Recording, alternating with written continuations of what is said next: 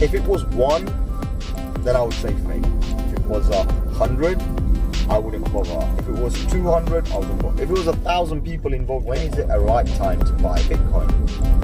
And my answer always has been, the fact is, millions of people own Bitcoin. How could so many people be wrong? And they're all, big fans of Bitcoin. How could so many people be wrong?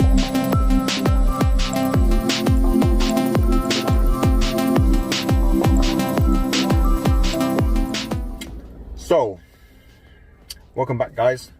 Today I want to do a little video and I want to talk about something quite close to my heart. Bitcoin. I'm a big Bitcoin fan. I love Bitcoin. I love everything it does, what it stands for. And recently I've been getting a lot of people talking about Bitcoin. I think the Bitcoin news and everything is coming on, and some people fresh, they're completely new, right? They're coming in and they want to get involved in Bitcoin and everything, and they're talking. So it's good. They're asking questions, which is really good, and I'm happy for them. So one of the things you have to understand is last couple of years, right? So I want to bring this up very good, right? So back in 2017 or early 2018, most people probably heard about it, but in 2017, everybody in the Bitcoin community or the cryptocurrency community knew that Bitcoin had reached $20,000. So whatever that may be in your country's currency, right? Reached $20,000. That was the highest it had ever been. And a lot of people got excited and everything, and a lot of people started to enter the market. Oh my God, Bitcoin's going to the moon, right? And the phrase we use, going to the moon, literally means it's just gonna go to an infinite price or something, really high price. Anyway, so the situation, what happened was Bitcoin, a lot of the people who made a ton of money, right? And I'm talking a shit ton of money, excuse my language, but there was a lot of money. So at that time, you have to understand, back in 2017, beginning of 2017, we were still in the region of about 400 pounds. Sorry, I'm going to talk pounds now. So we were in about 400 pounds. And so for Bitcoin to go to around 17,000 pounds is a lot of money. It's a lot of money, right? So somebody's made about 16,500 pounds. And there are a few people that I know who have done, which is very good. So in 2018, well, after the sell-off, 2018, 2017 December to 2018 January, the price literally crashed, and it went to very low price, I think about £2,500. I didn't track the price going down. I know it was roughly around that time, solely because I already exited. I didn't exit at 17, so yeah, don't worry, I didn't make that amount of money, but I did exit at an early time when I thought basically it's enough for me. I decided to exit. But what I'm trying to get to, right? So I'm trying to point something out here. So in 2017, during the price rally, when the price was going up, all sorts of media outlets, mainstream media, decided to point out and put it on the newspapers, and it was Bitcoin everywhere. It was Bitcoin everywhere. So everyone's getting the hype, right? It's a hype, proper hype. Now, during the hype, you've got two types of people. You've got a smart investor and you've got a dumb investor, a very dumb investor. So when something's hyping, a smart investor would follow the market, most probably will exit because it's not the right time, right? Because when you got a hype, you're going to literally pump the whole thing. So it's being pumped, right, to a higher price. So you take a higher price, you take your profits. I did that. Take your profits and walk out, right? And then just wait for another day, basically, because it doesn't matter. You missed the bus, don't go running after it, okay? Then in 2017, after the $20,000 or the £17,000, the news died. Now that's what you have to see. The news literally died off. When the news died off, no one talked about Bitcoin anymore. Okay, so we've had the biggest crash. No one's talking about Bitcoin anymore. Bitcoin sits around £2,500 and fluctuates. It's like going down, whatever, right? So we've had this, it just kept on declining all the way to the lowest of about £2,500. I didn't re-enter until about £3,500, and I didn't re-enter until 2019. So this is why. So for almost just over a year, I didn't touch it. I've had enough. I didn't touch it, right? I'm just going to wait for it. Let the market kind of recoup the problems that it had. So we had all of 2019 where news didn't really talk about it, apart from like cryptocurrency news, right? But most mainstream media did not even talk about it. And then recently I've noticed a phenomenon, right? Well, it's not a phenomenon, but recently I just noticed how some of the media outlets have started to, so I'm talking about newspapers and this and that. TV I haven't seen yet, because TV is usually the last. So remember, anytime you see something on the TV, trust me, it's old news, right? So the newspapers, some of the big names, I won't name any, they're not paying me for it, so why would I name them? Some of the big names out there have decided to put articles on it and little columns on it, basically. And I'm looking at them, and in fact I've saw one which had a kind of a big little article on it, and it got interesting. And I said, okay, so now it's being hyped again, right? So that's the word we want to use, right? It's hype. Is it a good time for them to hype it? Absolutely. Is it a good time for someone to buy? Absolutely. Now, but the problem is most of these news, they're actually not hyping it in a positive way. They're hyping it in a negative way.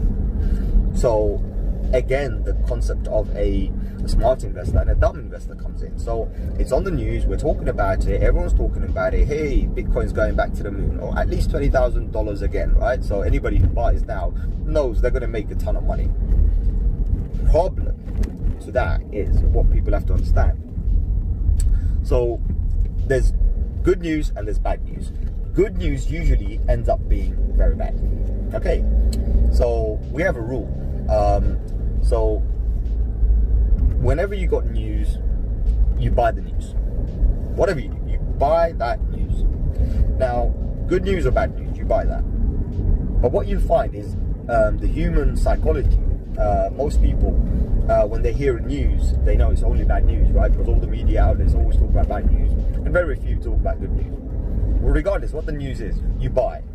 So when you do that, the news, what you understand is like, okay, they're going to, like, big news out there, headlines, right? Let's get back to that. So I want to explain it a little bit more so you understand more, because I don't want to go all cryptic on you, which I am. So the situation is, currently on the headlines, we've got bad news. This country's decided to ban it. This country's going to punish you. This country's going to do this. This country's going to do that because of economic, issues and whatnot. Right? Bitcoin could potentially do X, Y, Z. So all of these kind of news are coming. Or Satoshi Nakamoto, the recent one. Satoshi just woke up. He just moved 50 Bitcoin. 50. This guy has had 1 million coins since 2009. 11 years ago, January 2009. He's had 1 million coins, and he decides to move 50. Seriously? And he's never moved them before. So you got to understand this, right?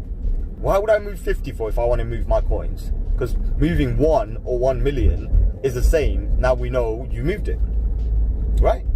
So he's either playing games, or somebody's lying, or somebody's selling the news. In my opinion, somebody's selling the news. So a mass panic happens, because if Satoshi decides to dump 1 million coins, Bitcoin price could potentially go back to £1. I'm just being hypothetical, right? It could easily go back to £1. So when you've got a situation like this, everyone's panicking, and most people are just literally just offloading. So they're dumping their coins. They're like, right, okay, we don't want any part of this, right? Because obviously we're going to lose money. The smart investor comes in and says, well, that's exactly the news we want, because we're going to be buying. You're selling, you're pushing the price down, we're going to be buying. And when I mean smart money, I'll tell you what smart money is, right? Smart money is not your average Joe. It's not me, but I'm not a smart money, right? I'll tell you that, right? It's not your average Joe.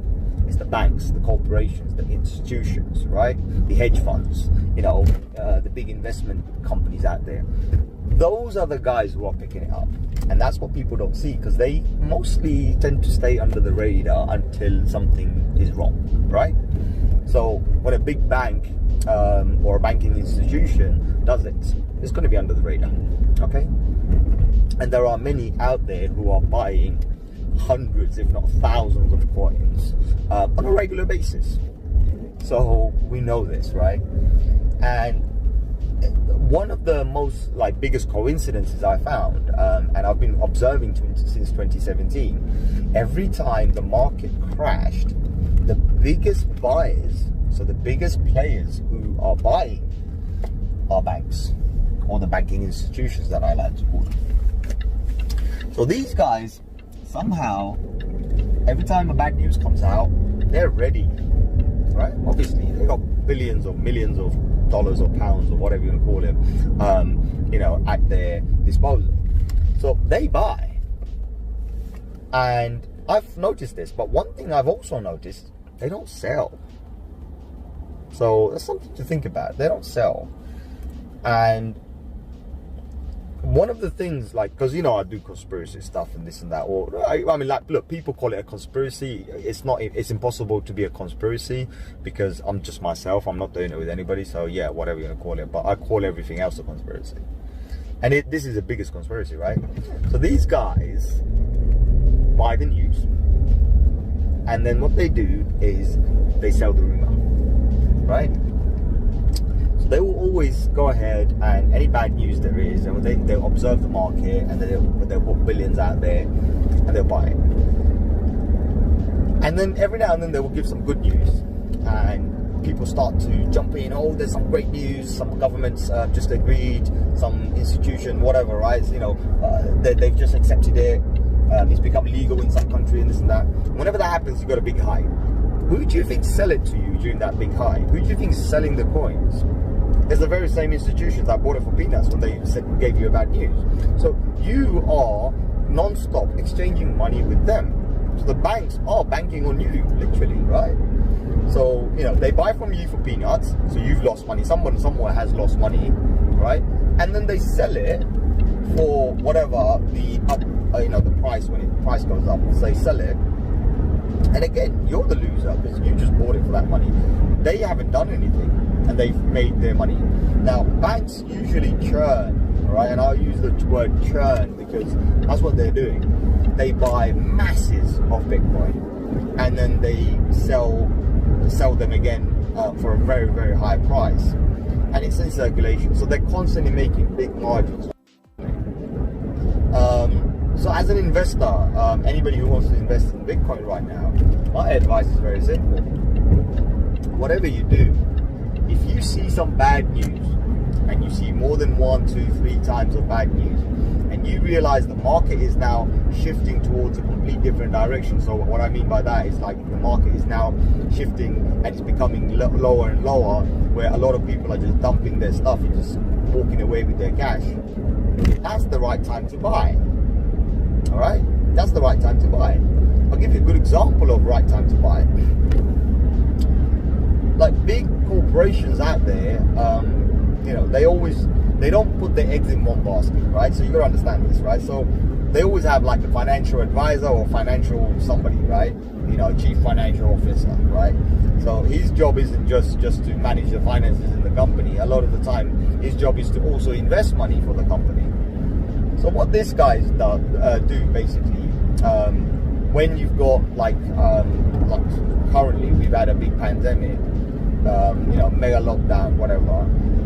These guys went in and they observed the stock markets, and what they noticed was, obviously, and it's not noticed. I mean, everyone's noticed it. Everyone knows about it, but no one's actually done anything about it.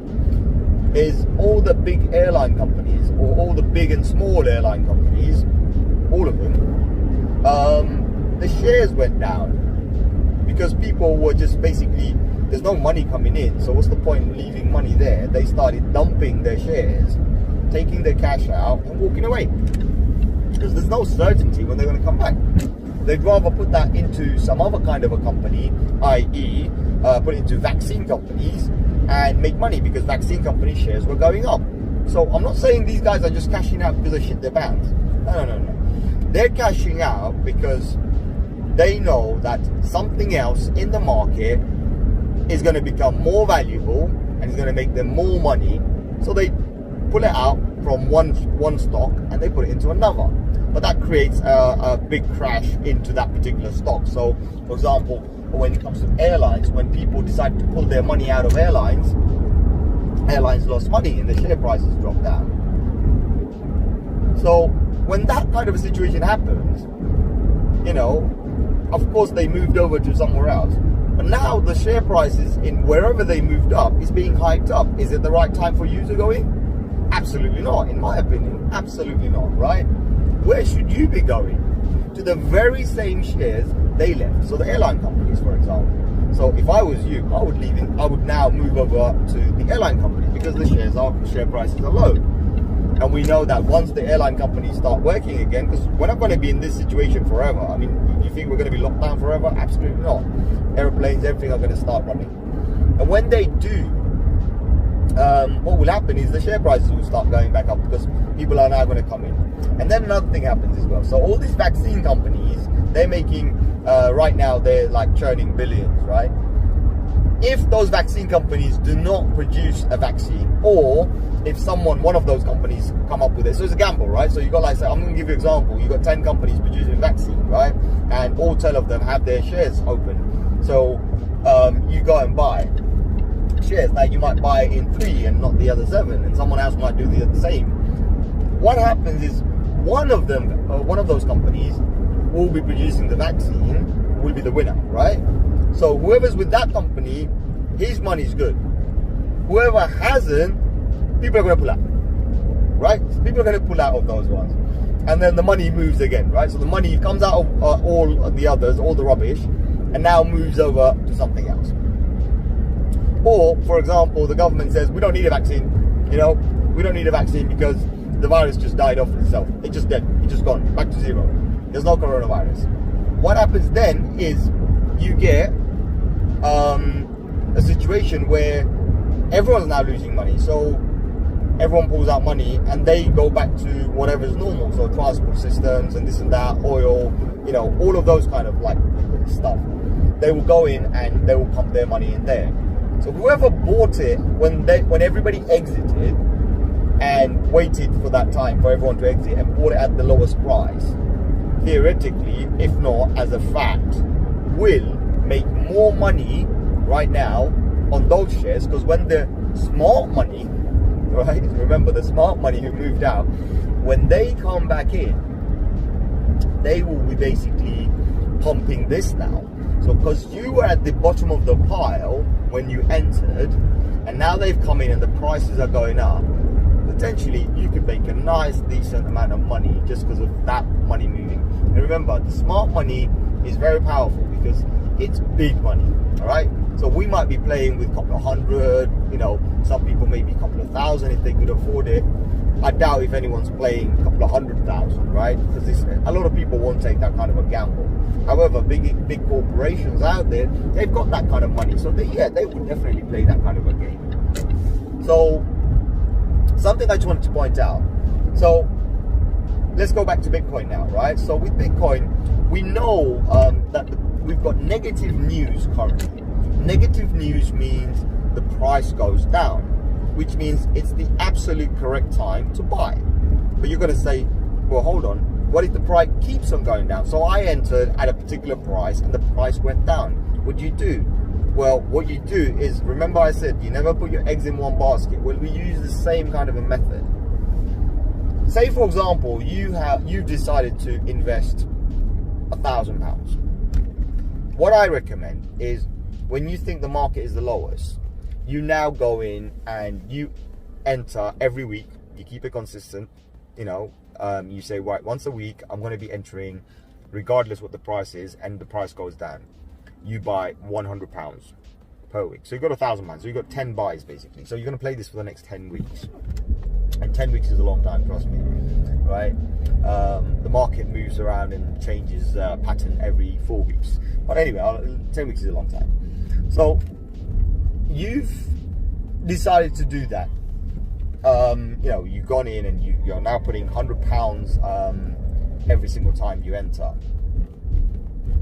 So you do that for 10 weeks and the price keeps on dropping.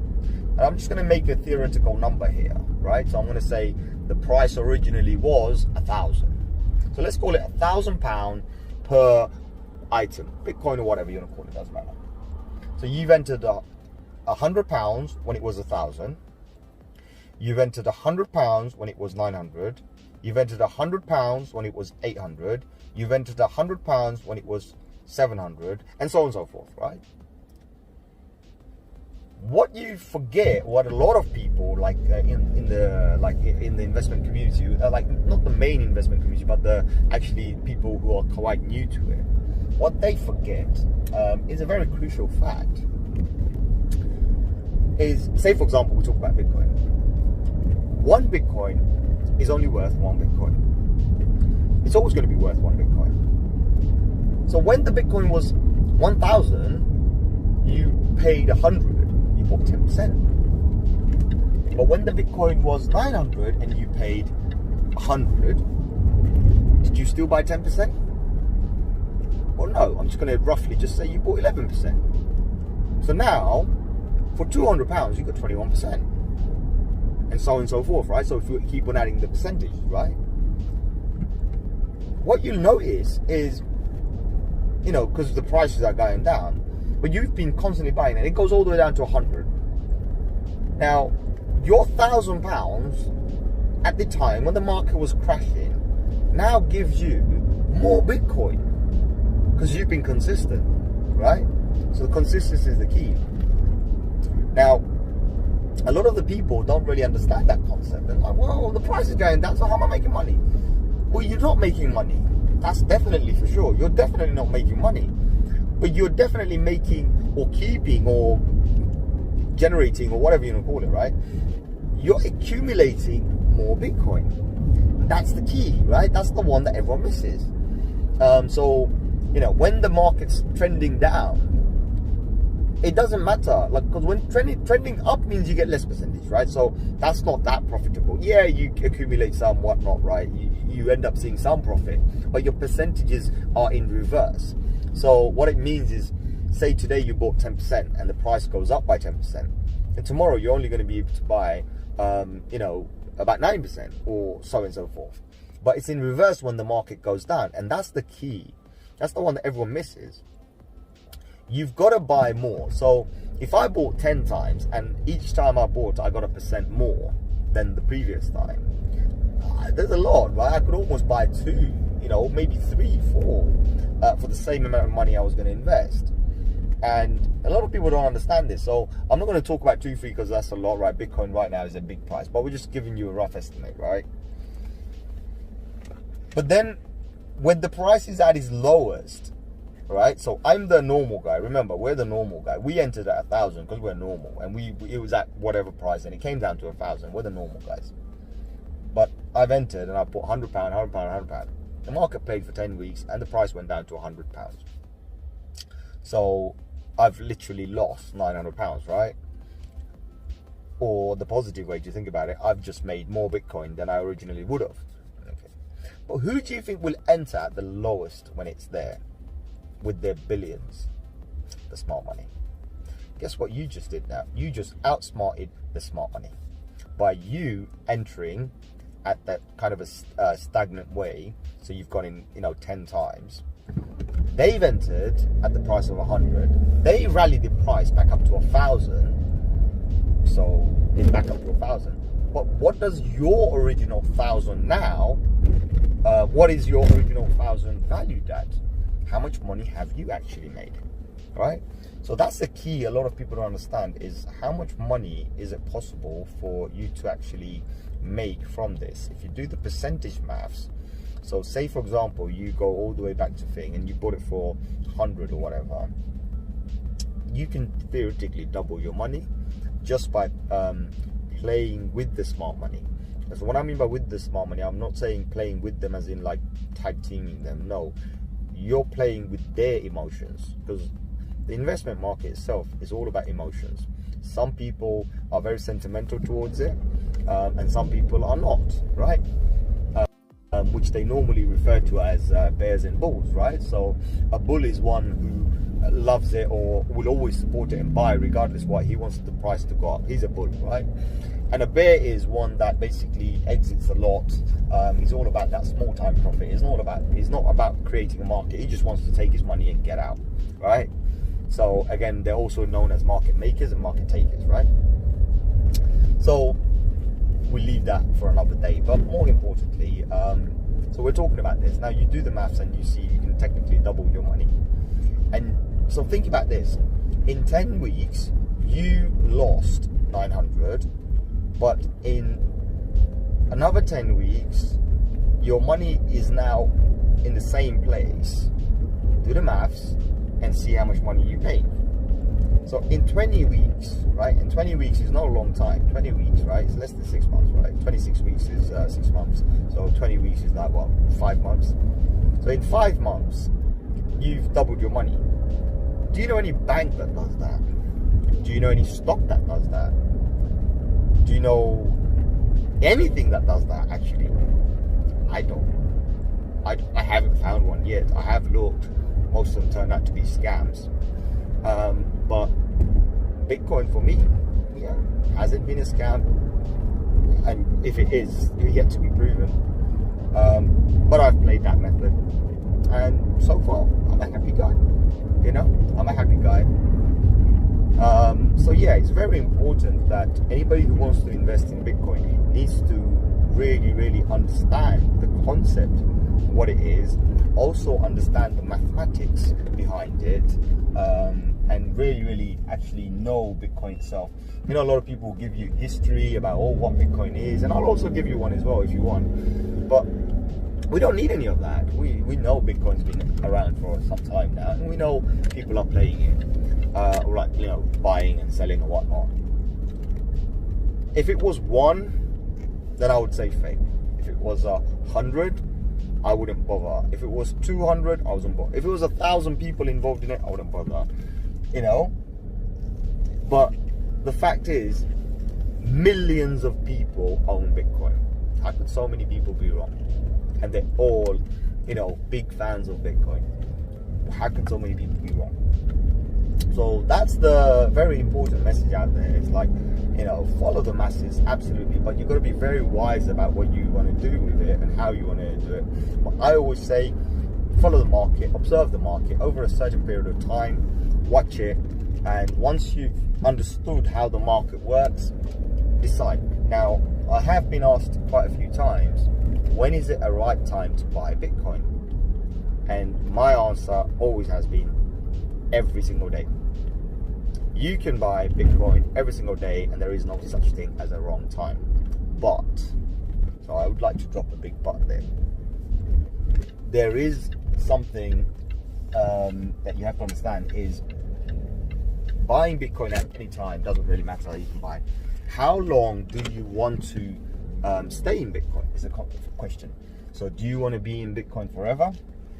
Or are you doing it for a short-term gain? If you're doing it for a short-term gain, then my opinion is avoid it. Bitcoin is not good for you. All right, don't put your money in. But if you're willing to hold on for, say, 2 years, 3 years, 4 years, 5 years, all right? I always like 5 years. If you're willing to hold on for 5 years, then it's a whole different ball game. Magic just happens automatically. That's what you guys need to look at. So I'm not going to make this any longer. It's been 27 minutes. But yeah, guys, enjoy, like, subscribe, and yeah, I'll do a few more. So yeah, always comment or email me directly if you want something, if you want me to talk on something.